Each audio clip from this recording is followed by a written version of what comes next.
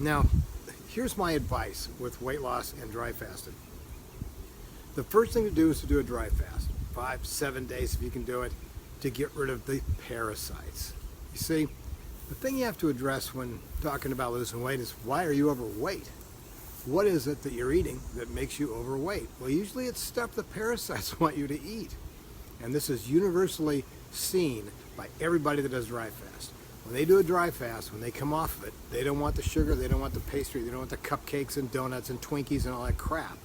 They just have no desire for it. Sure makes compliance easy when you have no desire for the things that you think you want to eat. Now, there's another couple of things to consider.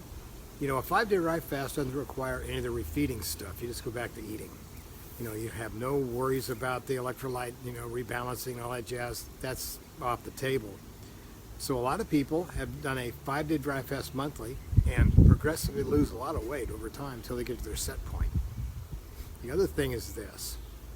You might consider carnivore. Carnivore diets are great for just balancing out your gut biome, because it's your gut biome that actually determines whether you're going to be fat or not. And you might consider Dr. Shawn Baker's site for that. And there's a last thing. In your body is called the Randle cycle, because the Randle cycle determines whether or not you're going to use the fat or use the sugars. Okay? If you're bringing in no food and you have no sugars, it's going to use fat. If you're not eating anything, it's going to use fat, because that's where the energy is, to keep that constant state going. So there's your options. Your body has to have a constant level of homeostasis based off of constant energy metabolism going on all the time. And that's where you can play this game.